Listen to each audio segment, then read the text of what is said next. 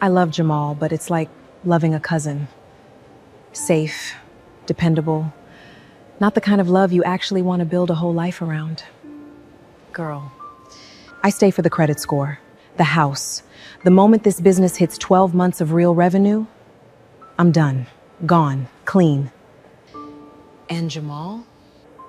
He doesn't even know I was in Charlotte last week. Behind the column, Jamal stood completely still, the flowers still in his grip. This man had given her 9 years, faithfully, quietly, without ever asking for applause. And his wife was describing their marriage like a financial arrangement she was already planning to exit. But what he found 3 days later, on the old laptop she swore was broken, that's when this stopped being a marriage and became something far more calculated than anyone knew. My name is Jamal Brooks. I am 42 years old, and for most of my adult life, I have held on to one belief so simple I never once thought to examine it. If you show up, if you keep your word, if you do the work without needing anyone to applaud it, the people who matter will eventually see it. I built my life around that conviction, the way my father built things, without shortcuts, without announcement. I had a good job managing logistics coordination for a freight operation near Charlotte Douglas International Airport. I had a house in Matthews, North Carolina, on a corner lot where 2 oak trees had been growing since before I moved in.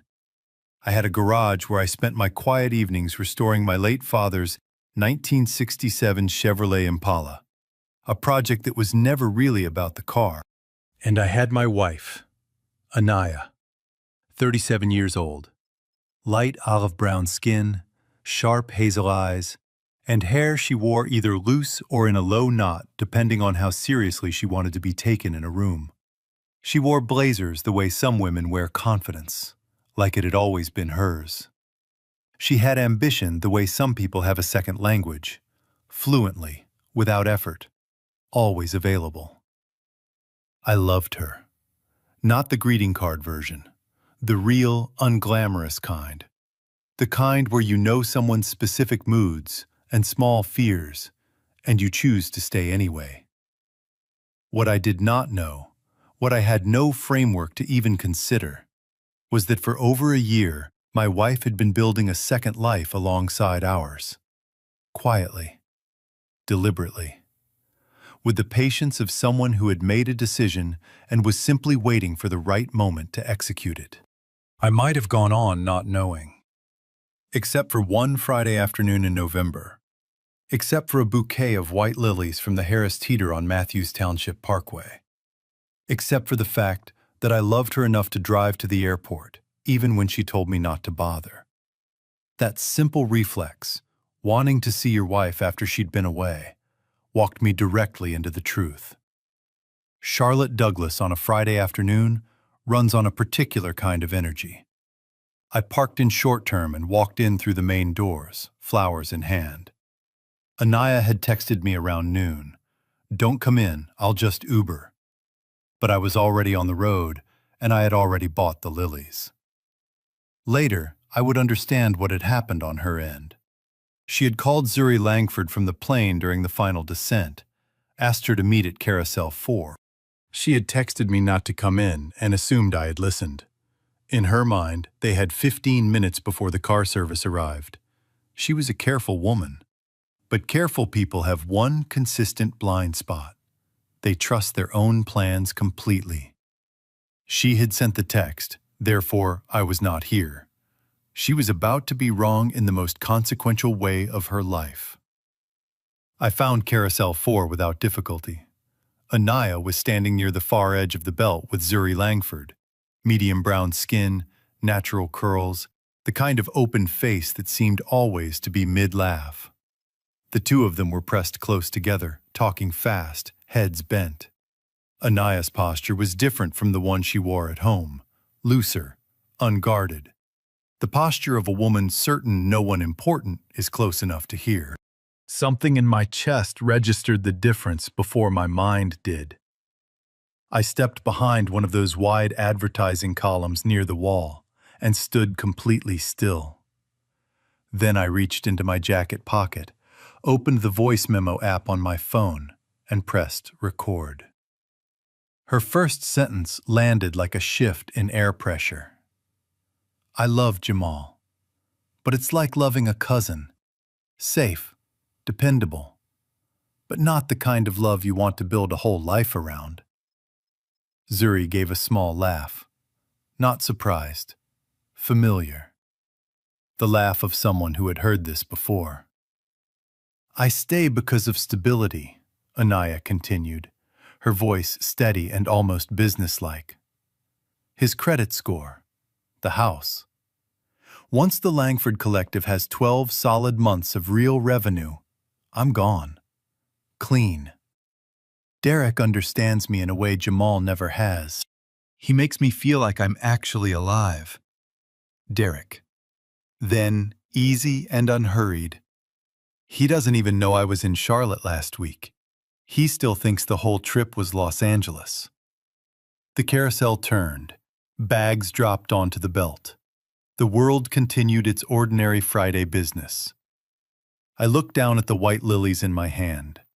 I set them gently against the base of the column. Then I pressed stop, put the phone in my pocket, and walked out the way I came in. Steady pace. No one looked at me twice. On the drive back on Providence Road, the rain fell light and unhurried against the windshield. I did not turn on the radio. After a long time, I said one sentence to the empty truck. So, you've been planning this for a long time. Stay with me, because what I found on that old laptop the following week wasn't just evidence. It was the moment I understood exactly how many people already knew, and how long they had all been watching me not know. I have heard people describe the moment they discover a betrayal as a collapse. Everything giving way at once, all of it coming down together. That is not how it happened for me. For me, it was more like a photograph developing in a darkroom. Shapes becoming outlines, outlines becoming faces, until what had always existed in that image was finally visible. And once you can see it clearly, you cannot unsee it. Not for a single moment of any day that follows. I drove home that Friday evening and cooked dinner. Chicken and rice, simple. I set the table for two. When Anaya came through the door 40 minutes later, I asked her how Los Angeles was. She told me, fluently, convincingly, with the easy detail of someone who has rehearsed a story until the telling becomes its own memory. She smiled. She asked about my week. She leaned against the counter the way she had for 9 years. I listened. I nodded. I said, I'm glad you're home. I meant it in some old and tired and still true way. But I was also, for the first time in our marriage, watching her. Every reassuring memory becomes a question. Every warm moment becomes evidence to re-examine. And the cruelest part is that you still have to make dinner and set the table and say the right things while it is running. Looking back, I can trace the shape of what I chose not to follow. Last April, Anaya started staying later at her studio space on South Boulevard. I told myself it was the business in its early stages. In June, she changed the password on her phone. A new security habit, she said, after a colleague's account was compromised. I believed her. In August, the easy curiosity she used to bring to our evenings, "How was your day? What happened at the yard?" started to fade. I told myself we were both tired. I saw every one of those shifts. I simply chose to explain them as something other than what they were. I had reached that point at Carousel 4. The Monday after the airport, I called Howard Ellis. Howard is 55, built solid, with the calm, measured voice of a man who has already assessed the situation before saying a word about it. He has practiced family law in Charlotte for nearly 30 years. When I finished walking him through what I had heard and what I had recorded, Howard was quiet for a moment. Then, Let me check something.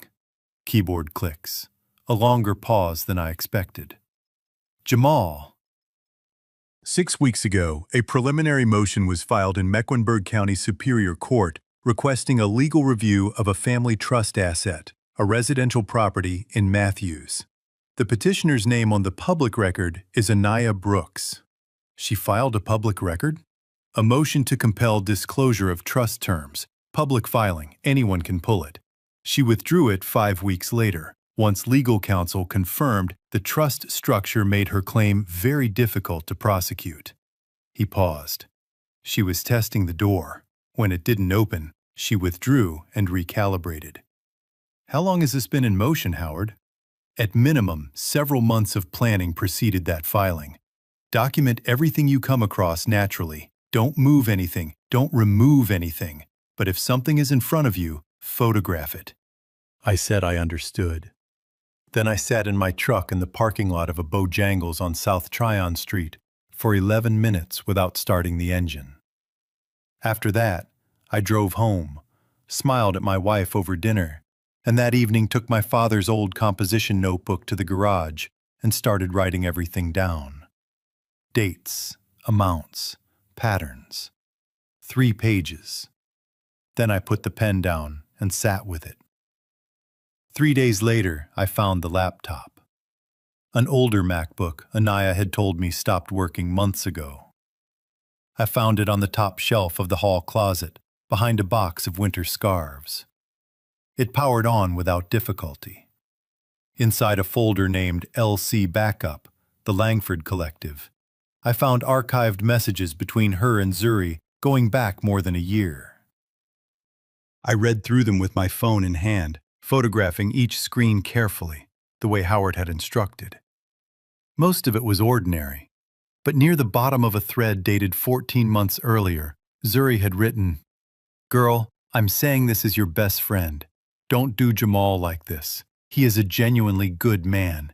He has always been good to you, and if Mama Dot ever finds out, she will not forgive you for this. I mean it." Anaya had replied 4 minutes later, "Zuri, I love you, but stay in your lane on this one." That was the entire exchange. Zuri had known. For over a year. She had issued a real warning and been told, in 4 words, to stand down. Then kept coming to our Sunday dinners, kept calling me by my first name as though nothing had changed. I closed the laptop and returned it exactly where I found it. Then I went to the nightstand in our bedroom, back corner of the drawer, beneath a small jewelry pouch, a USB drive, thumbnail-sized, black. I copied its entire contents to a password-protected cloud account Anaya didn't know existed, then returned the drive to the exact spot, angle and all. On it was a scanned copy of my father's family trust documents, the spousal inheritance clause highlighted in bright yellow. Not a research reference, a working document. The kind you annotate when you are building a legal argument. I went back to the garage, turned on the work light, and stood with my hands in my pockets, looking at the Impala for a long time. Then I called Howard and said, "I have everything. How do we move?" "Come in tomorrow morning," he said. "We'll start building the file." Before we go any further, I need to ask you directly. Zuri warned Anaya. She knew the truth for over a year and stayed silent. Is she just as responsible, or was she simply a woman caught between loyalty and conscience, trying to protect a friendship she didn't know how to leave? Drop a yes or no in the comments. Or tell me, have you ever known something you weren't supposed to know and faced that choice? I want to hear what you did. Stay with me, because the night I placed that folder on the kitchen table is the night everything Anaya had carefully built began to come apart. There is a particular quiet that settles over a house when something inside it is about to end. Not a dramatic silence, just a specific stillness, the kind that exists in the space between what has been true and what is about to be said out loud for the first time. I had lived in that house in Matthews for 9 years. I knew its sounds the way you know the sounds of a place you have chosen to stay in long enough that it becomes part of your body's memory. The heat clicking on in December, the the third stair's specific creak, the faint electrical hum of the kitchen light warming up. I had come to love all of it, not because any of it was remarkable, but because it was mine, and my father's name was in the foundation underneath it. That Tuesday evening, I set a manila folder on the kitchen table, and I sat down, and I waited. Anaya came in from the living room and stopped. She looked at the folder, then at me. Her face was composed. She was nearly always composed. But something moved behind her eyes that I had not seen there before. A quick, barely visible recalibration. The micro-expression of someone who has just recognized that a room they believed they controlled has shifted without their knowledge. "What is that?" "Sit down," I said. "Please." She sat. She adjusted the sleeve of her blazer. She folded her hands on the table in front of her. That precise, deliberate gesture I had always read as poise and now understood as the physical posture of a person who performs composure when they no longer feel it. I opened the folder. What I had learned from 3 weeks of sitting quietly with what I knew was that clarity is more powerful than volume. You do not need to be loud to be heard completely. You only need to be precise and patient and willing to let each piece of evidence speak before moving to the next. The first document was the bank summary Howard had compiled. $23,400 moved from our joint checking account over 31 months. Many of the transfers had occurred on Fridays, the same Fridays I was running double shifts at the freight yard. I turned it toward her and said nothing. She looked at it without speaking. The second, a hotel receipt, the Westin on West Trade Street in Uptown Charlotte. Single room, 2 nights, charged to a card in her name. The dates corresponded exactly with the week she had told me she was in Los Angeles. I placed it beside the first document. Still said nothing. The third, a printed excerpt from the Zuri message thread, specifically Zuri's warning and Anaya's 4-word reply. I had printed only that exchange, not to dramatize, but because it established one fact that mattered more than all the others. Someone who genuinely loved her had looked her in the face and told her to stop, and she had chosen not to. She looked at that page for a long time. A muscle moved in her jaw. "Anaya," I kept my voice level. "I was at the airport the night you flew back, Carousel 4. I heard everything, and I recorded it." The color left her face in a way I had never witnessed before. Not a flush, an actual draining, as though something had been switched off behind her eyes. "Jamal, you told Zuri you stay with me for the credit score. For stability. That once the Langford Collective had 12 months of real revenue, you would be gone." I paused. "Those are your exact words. I'm not interpreting them." She tried to speak and stopped. Tried again. Stopped again. "The hotel receipt is from the same week as Los Angeles." Silence. "There's a public court filing in Mecklenburg County with your name on it, a motion to review the family trust. You withdrew it 5 weeks after filing when you realized the structure wasn't what you thought it was. The USB drive in your nightstand has the trust documents on it. The spousal clause is highlighted in yellow." This is the moment psychologists call narrative collapse. We all carry an internal story about ourselves, a version of our own behavior that we find acceptable, even justifiable. For someone engaged in systematic deception, that internal story requires constant maintenance. Small, daily reframings that tell them what they are doing is reasonable, necessary, perhaps even deserved. It is an exhausting architecture to sustain. What structured disclosure does is remove the maintenance scaffolding all at once. There is no remaining version of the narrative that holds together. The mind, confronted with that total removal, goes very still. It was the most still I had ever seen Anaya in 9 years of marriage. When she finally spoke, her voice carried something I had never heard in it before. something without its usual precision, something genuinely small. How long have you known? Long enough, I said.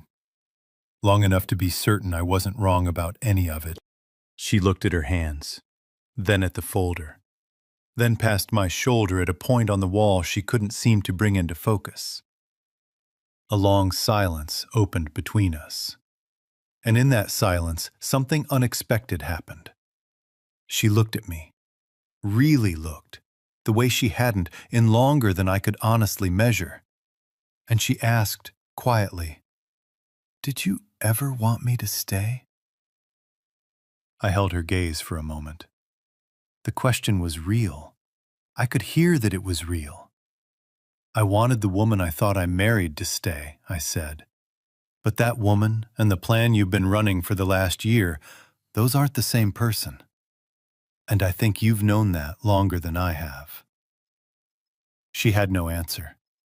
There wasn't one available that was honest.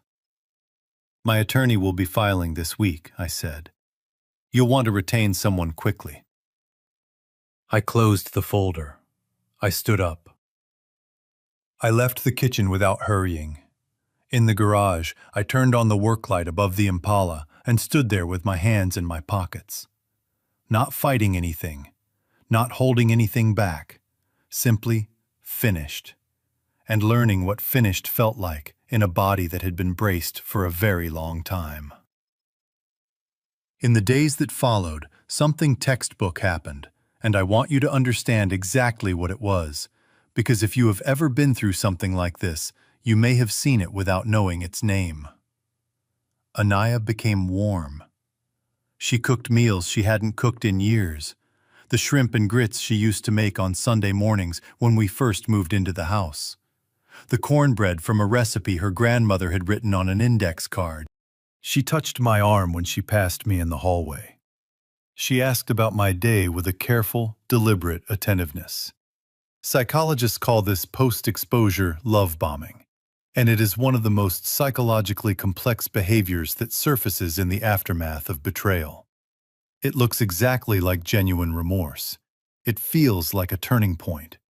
But at its core, it is a final attempt at damage control. Tenderness deployed not from a change of heart, but from the recognition that the ground is moving, and charm is the last tool remaining. The hardest part is that it looks precisely like what you always wanted the marriage to be. I was kind to her. I remained present in the house. I did not tell her I had already filed. Because a man who is clear, not angry, not vindictive, simply clear, does not need to announce what he has already decided. He simply moves forward, quietly, the way he has always moved. Howard called on a Thursday morning. "The separation date is established and documented. Everything is in order." "Good," I said.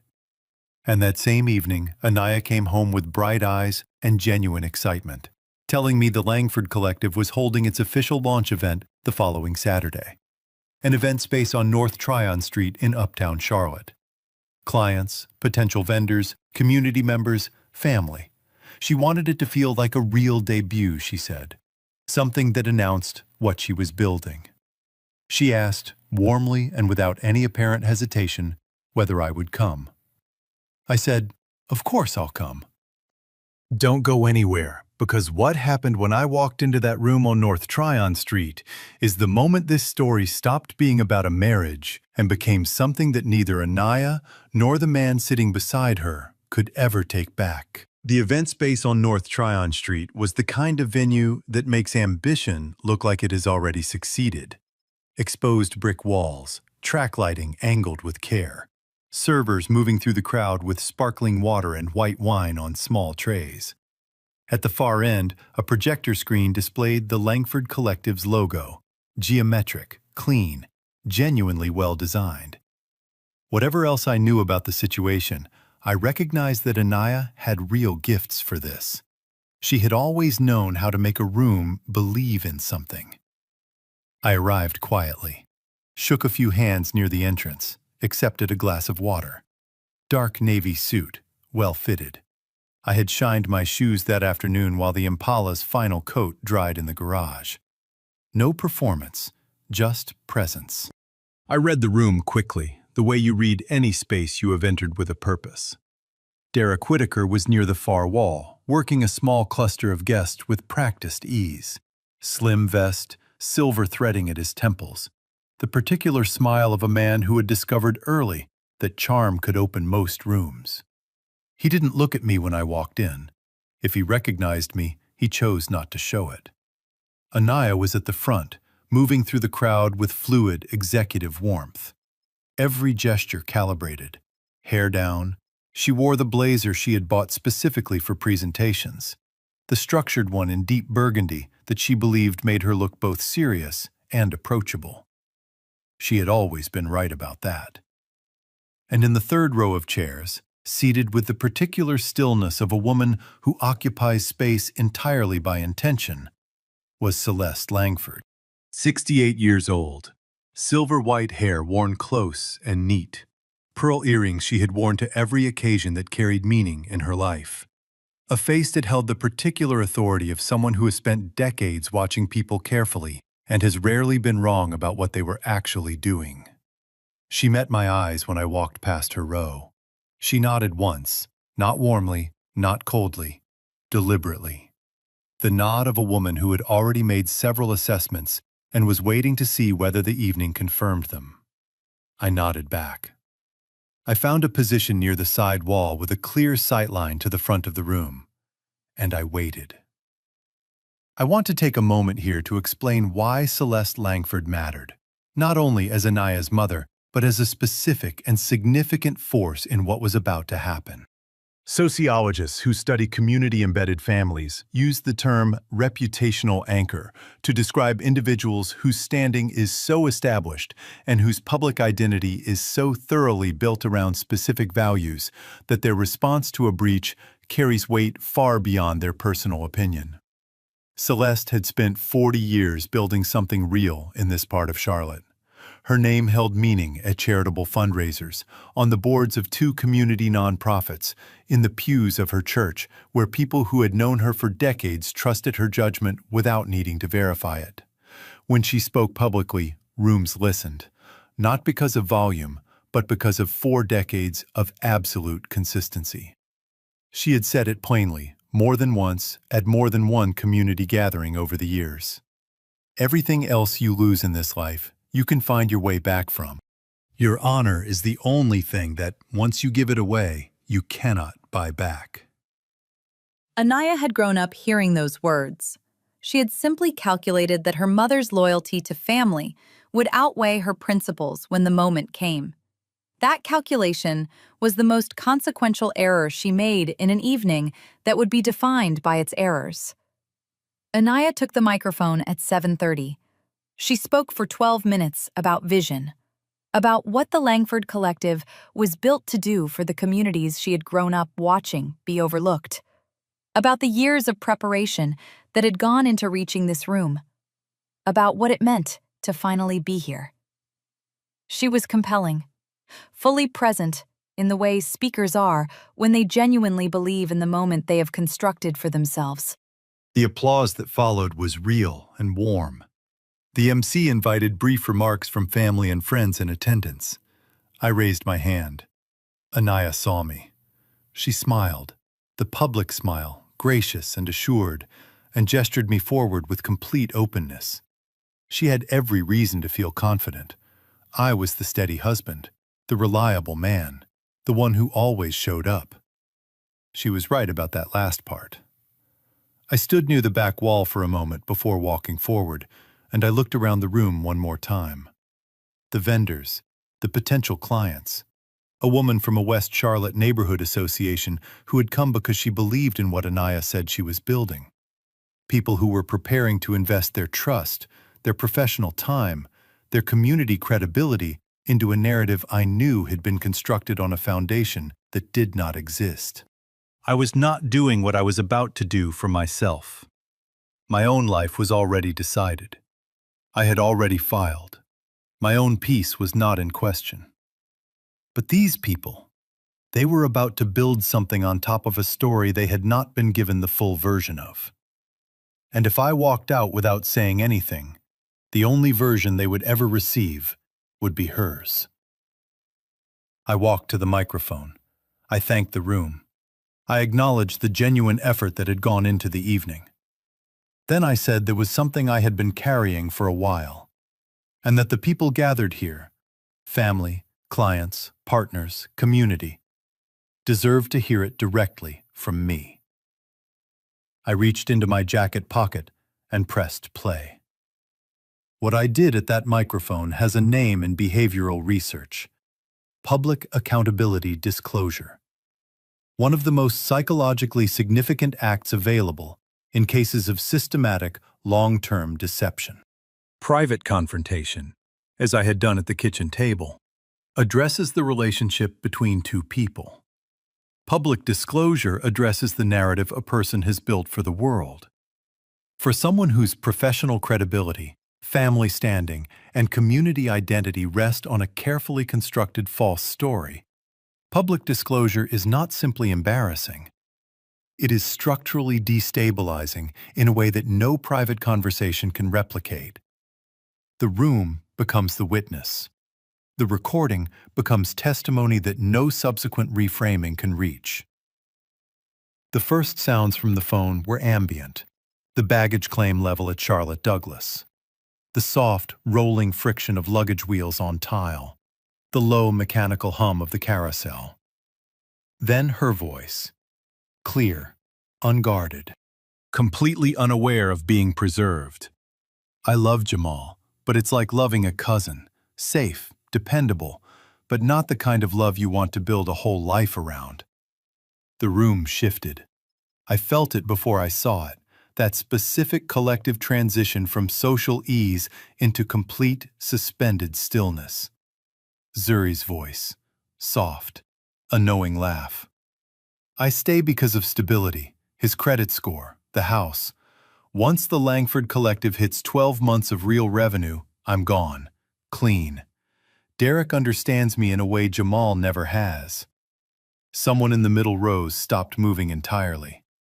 A server near the side wall stood motionless, a tray held at chest height.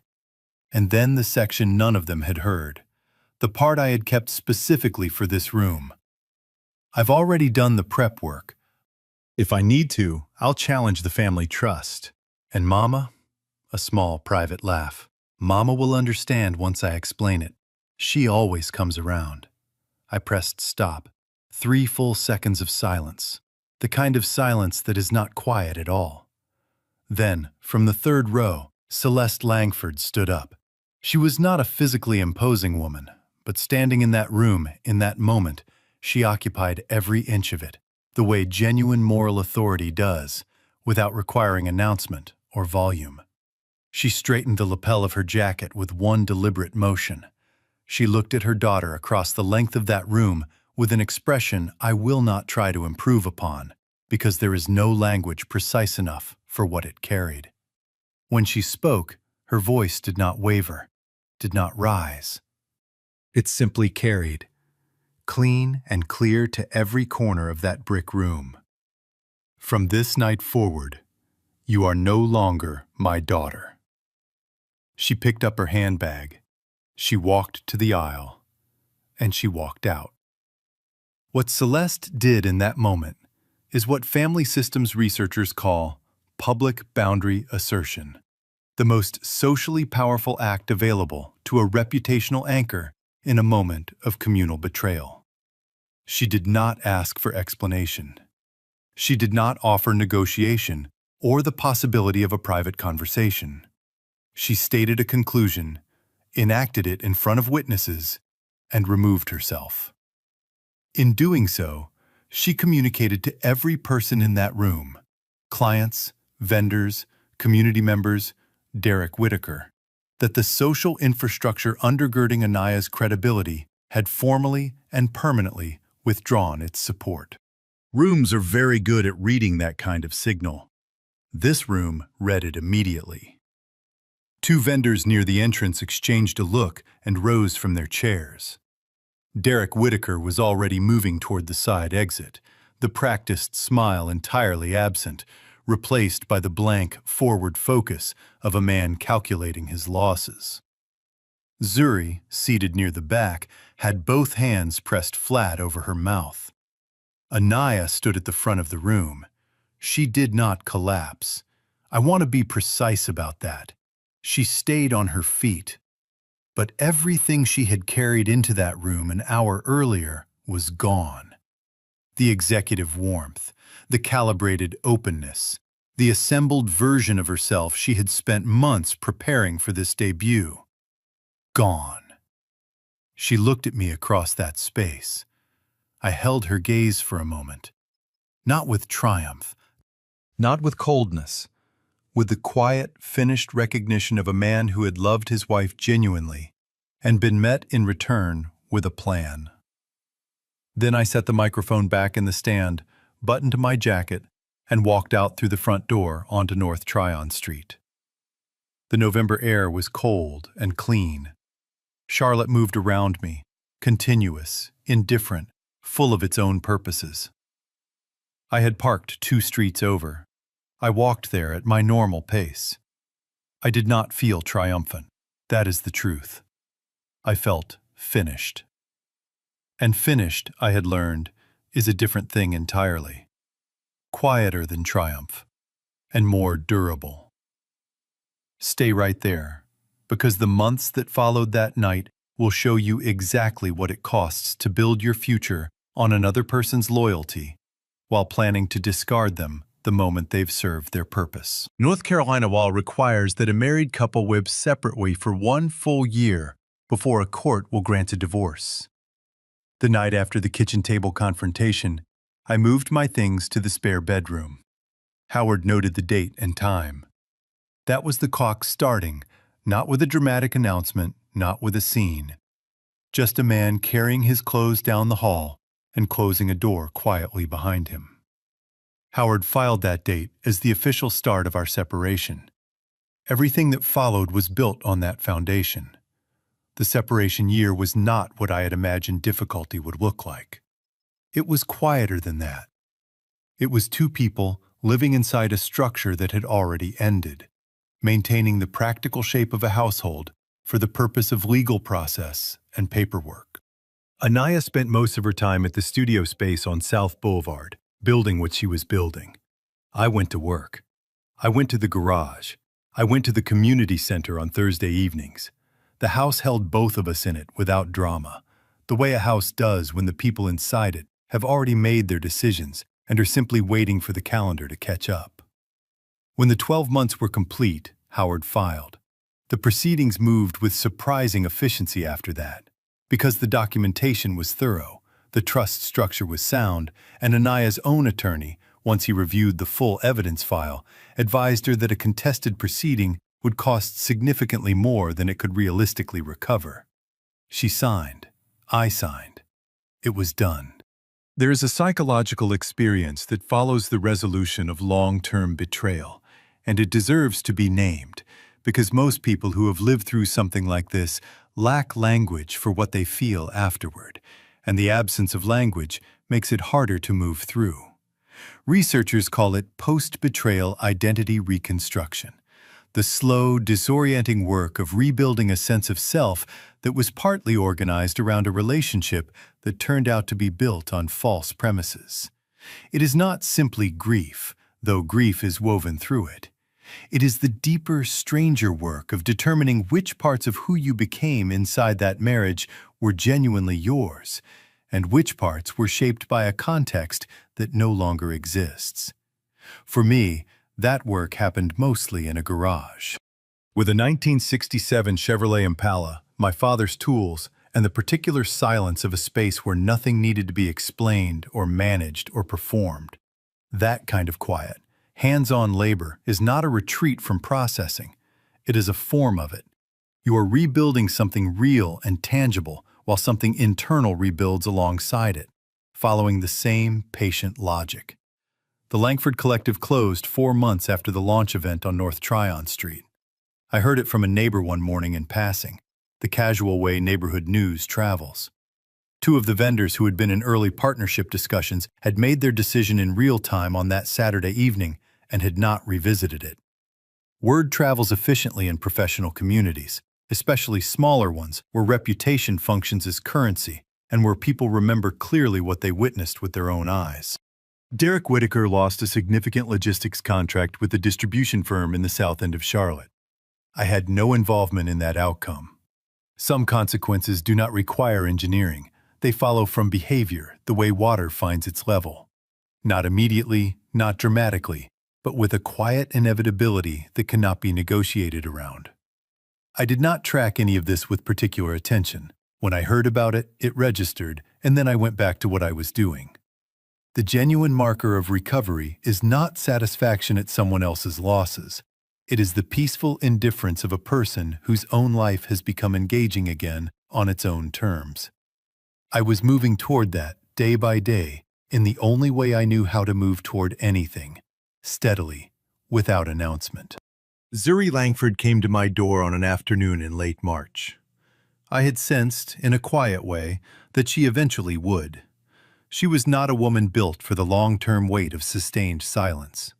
Her conscience was genuine, not convenient, not selective. And genuine consciences do not stay quiet indefinitely. They find their way to the surface eventually. She stood on my front porch with her hands folded in front of her. She told me she owed me an apology, that she had known more than she ever said, and for longer than she had let on, that she had been carrying the weight of that silence ever since the night of the launch event, when she had sat in the back of that room with her hands over her mouth and understood fully, for the first time, the cost of what she had chosen not to do. She told me that after that evening, her friendship with Anaya had ended. Not dramatically, simply dissolved, the way things dissolve when the pretense holding them together is finally gone. She told me her family had heard what happened. She told me she was sorry. I listened to all of it. "Zuri," I said, "I appreciate you coming. I mean that." She waited. "But I don't need to hear more of it," I said, quietly, without any edge in it. "What happened, happened. You made the choices you made, she made hers, I made mine. We've all landed where we've landed. And you came here, which matters. But I'm done looking backward." She nodded. Her eyes were bright in the way eyes get when tears are close, but the person is holding them back by will. "I hope you find what you're looking for," I said. And I meant it. Not as a dismissal, as a genuine wish for someone who had clearly been carrying something heavy and had finally decided to put part of it down. I closed the door gently, and I went back to the garage. Not with coldness, with completion. A week after Zuri's visit, a vendor who had been in early discussions with Anaya's business sent me a text. Someone I had met briefly at an industry conference the previous spring. He said he had heard things early on that caused him to question my professional character. He said he now understood that had been wrong, and he hoped there might be a way to make it right professionally if I was open to it. I read it twice. I set the phone face down on the workbench. My professional reputation had never rested on what people said about me in rooms I wasn't in. It rested on the work I actually did, on the freight coordination I handled with precision, on the young men I drove to the community center on Thursday evenings to help them understand that logistics and supply chain management were skills that could change the direction of a life, on the promises I kept, because I believed a kept promise is the simplest and most durable building material a life can be made of. None of that had shifted. None of it needed external repair. It only needed to be continued. I turned the phone over. I went back to the Impala. It was almost done. I could hear it in the engine's voice, settled and even, like something that had finally remembered what it was built to do. Don't go anywhere, because what happened on an ordinary April morning in that garage is the moment I understood that some things don't end simply because you've decided you are finished with them. The morning I finished the Impala, Charlotte offered the kind of April day that feels less like weather and more like a deliberate gift. Clear sky, that early spring light that makes everything look like it has been washed clean and placed carefully back where it belongs. The garage door was all the way up, a soft wind moving through from the east. Cut grass, motor oil, the faint sound of a lawnmower 2 streets over. Everything ordinary, everything exactly right. I had been up since 6, made coffee in the old percolator my father gave me when I moved into my first apartment, the kind that takes its time and makes no apology for it. I brought the mug out to the garage and stood there and looked at the car. It was finished. Burgundy interior, deep and right. Engine clean and even. Every line true to what it had been in 1967. Because to take a shortcut on something your father had loved would be its own form of betrayal. The chrome caught the morning light exactly as it should when someone has given it the patience it requires.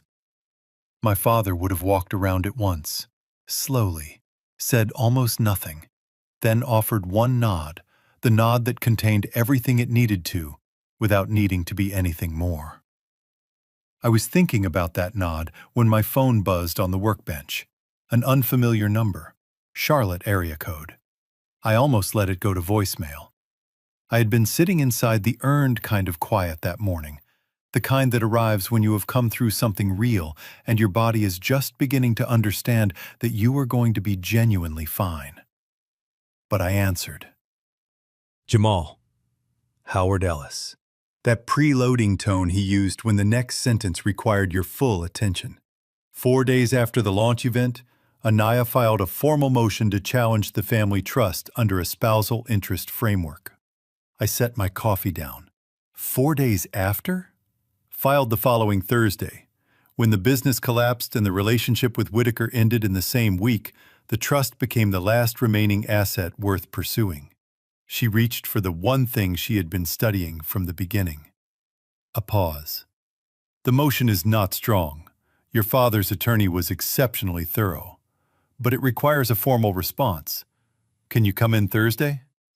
Researchers who study what they call desperate asset pursuit find it is less about the asset itself and more about the need to retain some form of agency when all other forms have been removed. When everything else is gone, the last legal claim becomes the last thing a person can control. It is not rational strategy. It is the final move of someone who cannot yet accept that the game is over. Thursday, I said. I'll be there. The foundation your father built holds, Jamal. I know it does, I said. We hung up. I walked to the end of the driveway and stood in the April morning with my coffee. I looked at the 2 oak trees at the corner of the lot, the ones my father never got to see fully grown. There would be more Thursday mornings in Howard's office, more things to hold steadily while also holding everything else. That was fine.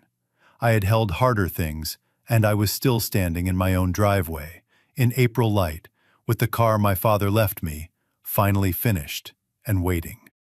I went back to the garage, settled into the driver's seat, felt the engine idling beneath me, smooth and even and exactly right.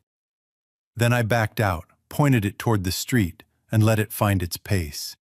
No particular destination, just the open road and the engine running clean, and Charlotte spreading out around me on a bright April morning. Entirely indifferent to one man finally feeling like the road ahead was genuinely, completely his. This story teaches us something quiet and specific. A good man is not one who never gets fooled. He is one who, when the truth finally surfaces, does not become the worst version of himself in response. He does not perform his pain for an audience. He does not chase consequences he does not control. He goes back to the garage. He picks up the work his father left him. He shows up Thursday evening for the young men counting on him to be there. If you love someone like that, a son, a grandson, a man who has always been steady without needing credit for it, tell him this week. Not in a card, in person, over the phone, at the kitchen table. Tell him specifically, I see how you carry yourself. I see what it costs, and I am proud of you.